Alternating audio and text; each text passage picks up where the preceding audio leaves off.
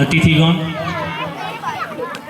અને આમંત્રણને માન આપી પધારેલા મહેમાનો, માતાઓ, ભાઈઓ, બહેનો, મારા સ્ટાફ પરિવારના મિત્રો, બીજી સ્કૂલો અને પેટા શાળામાંથી પધારેલા મારા શિક્ષક મિત્રો, નાના નાના ભૂલકાઓ અને વિદ્યાર્થી મિત્રો, અને જેમની યાદમાં આજના આ કાર્યક્રમને આખરી ઓપ અપાયો છે એવા વિદાય રહેલા મારા વડીલ બંધુ શ્રી દેવાભાઈ છે. સમયની મર્યાદાને ધ્યાનમાં લઈ તો કોલને વચ્ચે ઊભો થયો છું 5 મિનિટ બોલવા માટે. આમ તો આવા કાર્યક્રમ વખતે શું બોલવું, કારણ કે વિદાયનો પ્રસંગ છે અને એ વિદાયના પ્રસંગમાં એક શિક્ષકની વિદાય, ઘણા બધા કર્મચારીઓની વિદાય હોય છે, પણ એમાં એક શિક્ષકની વિદાય હોય ત્યારે એમને બહુમાન મળતું હોય છે. તમે જોઈ શકો છો આજના કાર્યક્રમની અંદર તમને કેટલું માન સન્માન મળ્યું છે. મારે એક એવા શિક્ષકની વાત કરવી છે કે જે રસ્તા પર રખડતા ચંદાને ભારત દેશનો સમ્રાટ ચંદ્રગુપ્ત બનાવી દે. એ ચાણક્ય શિક્ષક વિશે ઘણી વાત કરી છે. એમાં એક ચાણક્યની પંક્તિ બોલું છું કે शिक्षक कभी साधारण नहीं होता, शिक्षक कभी साधारण नहीं होता, प्रलय और निर्माण उसकी गोद में खेलते हैं. આ વાક્યને હું થોડું ડિજિટલ સ્વરૂપે રજૂ કરું, થોડું આ વાક્યને થોડું મોડિફાઈ કરું તો साधारण कभी शिक्षक नहीं होता, प्रलय और निर्माण उसकी गोद में खेलते हैं. આપણા રાષ્ટ્રપતિ એપીજે અબ્દુલ કલામે પણ શિક્ષક વિશે ઘણી બધી વાતો કરી છે. એમાં એમની એક પંક્તિ કંડારવાનું મન થાય છે કે દેશનું ભવિષ્ય 2 વ્યક્તિઓના હાથમાં છે, એક છે સૈનિક અને બીજો છે શિક્ષક. જેમ સૈનિક સરહદ ઉપર, એક જાગતો સૈનિક સરહદ ઉપર દેશની રક્ષા કરે છે, પોતાના સાથી મિત્રોનું રક્ષણ કરે છે, એવો જ એક જાગતો શિક્ષક વિદ્યાર્થીઓની અંદર એક સંસ્કારોનું સિંચન કરી, એમનું ઘડતર કરી અને આ દેશને એક સારો મજબૂત નાગરિક આપે છે. આમ તો વિદાય તો ઘણી બધી પ્રકારની હોય છે. સાસરીએ જતી દીકરીની વિદાય હોય છે, 2 ગાઢ મિત્રોની વિદાય હોય છે, પરદેશમાં જતા સંતાનની વિદાય હોય છે. પણ એ બધી વિદાયની અંદર એક શિક્ષકની જે વિદાય છે ને, એક અનેરી હોય છે, એનો નજારો કંઈક અલગ હોય છે.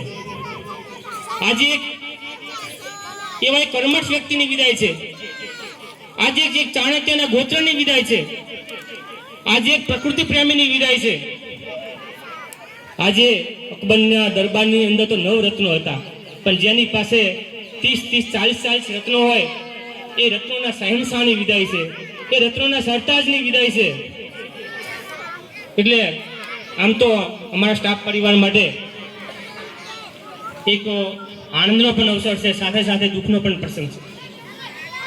દુઃખનો પ્રસંગ એટલા માટે છે કે અમારા સ્ટાફ પરિવારની અંદર અમારે એક વડીલ બંધુ અમને ગુડ બાય કહેવાનો, અમારે એક વડીલ બંધુ અમને ગુડ બાય કહે છે, આવજો કહે છે. એટલે અમારા માટે એક દુઃખનો પણ પ્રસંગ છે, કારણ કે મોરેલા પીંછણથી રનિયામણો હોય છે અને એક અમારા પરિવારની અંદર એક પીંછું ઓછું થાય છે, એ રૂક્ષત થાય છે. એટલે અમને દિલથી ગમ પણ છે, સાથે સાથે આનંદ પણ છે. આમ તો આ વિદાય જે પ્રસંગ છે એ આ વિદાય પ્રસંગ નથી, આ રીત છે, રસમ છે, આ અંત નથી, આ આરંભ છે.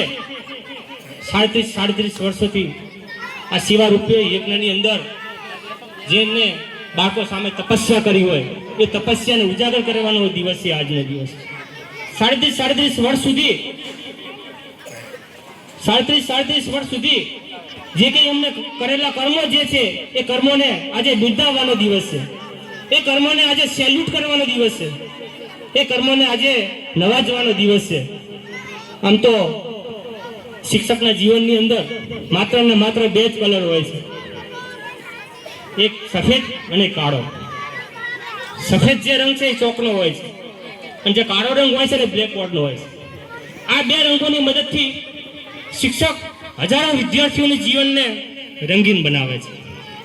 આજે હું અને તમે આજે આ વિદાયના પ્રસંગે ભેગા થયા છીએ ત્યારે આપણે બધાએ સાહેબને ગુડ બાય કહેવાનું છે, અલવિદા કહેવાનું છે, આવજો કહેવાનું છે અને સાથે સાથે સાહેબ જોડે તમારે ઘણાના નાતો અલગ અલગ હોય છે. કોઈને સંબંધીનો નાતો હોય, કોઈને મિત્રનો નાતો હોય, કોઈને ગુરુનો નાતો હોય.